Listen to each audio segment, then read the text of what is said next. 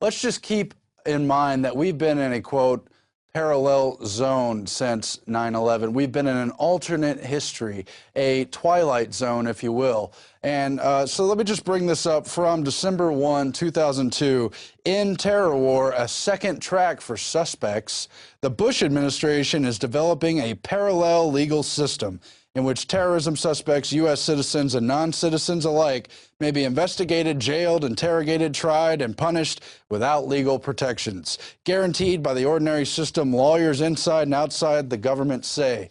And so you've got this entire alternate parallel system hinged on the ill definition of what the war is or who the enemy is. It's hinged on the idea that it could be transferred at any point to the general population. And that's why you see it developing in this way under Obama. And by the way, it's the classic tyranny practiced by Stalin, Hitler, and countless other despots where they pretended to pass laws to go after certain enemies, then really mention of that particular enemy just disappears as they persecute whoever their favorite enemy is, or the general population, or both. And so you see more and more of that, not only with Obama and company, again, saying they can go to war on behalf of the United Nations or other international bodies, but you see more of this talk of how it's okay to state sponsor a killing on American soil, to indefinitely detain under NDAA without any kind of due process or even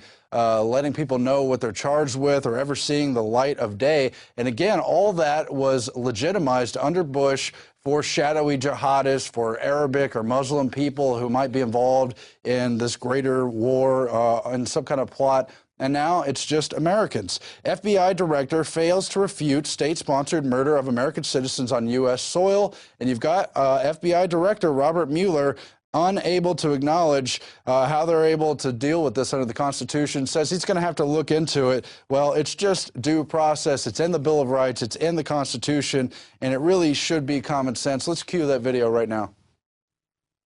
But what about targeting people on U.S. soil? Can they now kill American citizens inside the country? The head of the FBI, when asked about that on Capitol Hill yesterday, stumbled around on this. Does that only apply to U.S. citizen that's overseas, or does that apply to U.S. citizen that's here? I'd have to go back. I'm not certain whether that was addressed or not. So that we have clarity. And then you've got Paul Joseph Watson in his report commenting that a parallel legal system, the kind we talked about, is nothing more than a euphemism for dictatorship in which government claims it could create its own laws and murder anyone it likes without presenting any evidence.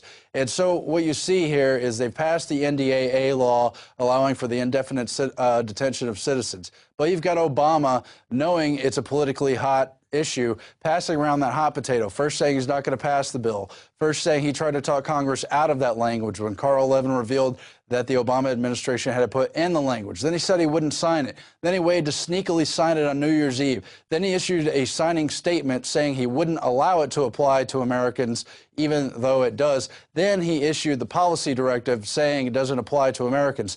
None of that has to do with the so-called law they put on paper and passed through the Congress. That is still on paper. It's still a tyranny. And even if Obama somehow was a good guy, even though he's a constitutional scholar and just lies and circumvents around the Constitution like all these other creatures, you still can't trust who's going to be in power in the future when you put these laws on the books.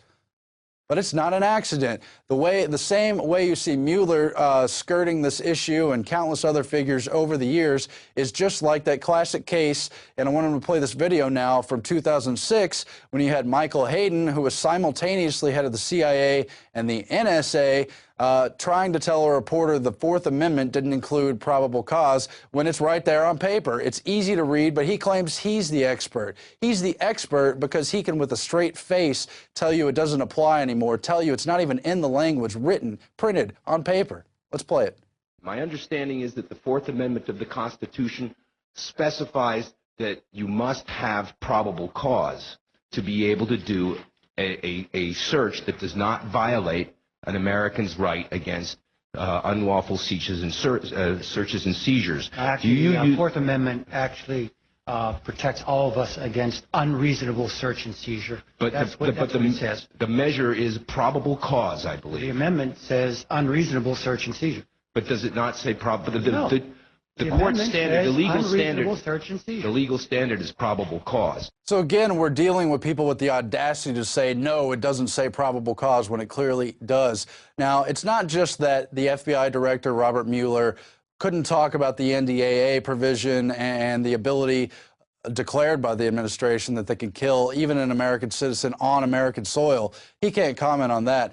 He also couldn't comment on why the FBI decided to release Anwar al-Awlaki in 2002, even though he was on the FBI watch list, even though he knew at least 3 of the accused 9/11 hijackers had contacts to him and continue to have all these contacts. But they decided to release him, even though he had the passport fraud thing going on, and at least they asked him questions about that. And so you've got the article explaining how the House Homeland Security Committee launched an official investigation into the cleric and his 9/11 connections last year. But sources tell Fox News the committee staffers have been frustrated by the FBI's resistance to providing documents and witnesses, citing ongoing investigations. However, they also quoted former FBI agents in this Fox News article who were familiar with al-Awlaki's reentry in October 2002, and they say only 2 scenarios seem to explain what happened. The FBI was tracking the cleric for intelligence, or the FBI was working with the cleric and saw him as a friendly contact. Now, we know, because of what they've previously released, that al-Awlaki was dining at the Pentagon with top brass in the months after 9/11, despite the fact he knew all these hijackers. And then he was allowed to go. The FBI can't explain why, only so he could develop into this shadowy al-Qaeda boogeyman, and so he could have connections to all their other false flag operative assets and all the other smaller attacks, the Fort Hood shooting, the underwear bomber, Richard Reed, the shoe bomber, all total bull. And so what do you have here? You have Mueller, who wants to not explain, but somehow still legitimize the president's declared power to executively assassinate even American citizens, even on American soil. Even as they let go the man they had to target by drone, al-Awlaki, and a 16-year-old son, by the way, in Yemen, under similar powers they were about to expand under NDAA. What an interesting connection, that they have a total intelligence operative asset paving the way for all this crazy legislation. Anwar al-Awlaki, just look at how he dined at the Pentagon. Absolutely outrageous. Now here we have another story about LulzSec, and yet it's not that different because it's another aspect of the government's power grab under false flag powers, this time in the cybersecurity online realm. Kurt Nemo's report, LulzSec's FBI informant leader hinted at CIA connection. So you've got the leader of LulzSec now taken down, who turned out to be an FBI operative, kind of joking and wishy-washying with the London Guardian reporter on whether or not he was connected to the CIA. That is Sabu, also known as Hector Xavier Monsegur. Sabu began by denouncing the Guardian's publication on the vague allegations of the supposed Islamic links of the hacker community. Then he switched tasks, asking why the paper hadn't published rumors linking him to the CIA, arguing that it would amount to an equivalent but equally inaccurate allegation. Given what we now know, the swerve is particularly noteworthy. After denying he worked for the CIA, Sabu told the reporter it would make sense from a false flag perspective if a rogue group of hackers suddenly began attacking national interest, spawning a massive overhaul of internet security theoretically. And that's exactly what you see. You see a bunch of anonymous groups and LulzSec groups who can rarely be pinned down to certain individuals. When they are pinned down, you've got leaders in those groups being FBI informants. And of course, they're attacking government interest and top corporate interest. Only so General Keith Alexander, who's now the head of the NSA and of the cybercom security, able to make the case that they need to be able to shut down the web, take out people unilaterally, pass the kind of ACTA-type treaties, the type of SOPA and people legislation that has been fought against, but a battle which is surely not over because they want those powers over the internet. You can see it here. You can see it. And that's all I'm going to say.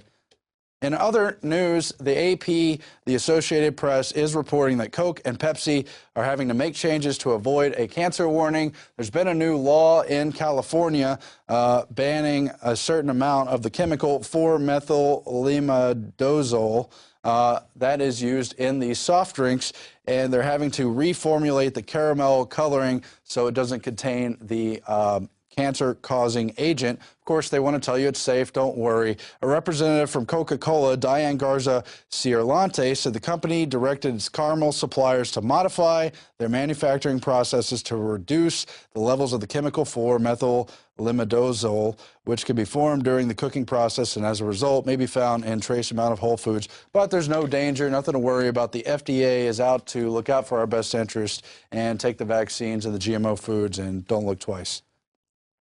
In other health news, you've got a mystery illness killing 3 family members, one of them an 81-year-old grandmother, the other two adult children who were looking after her, and a third child also sick.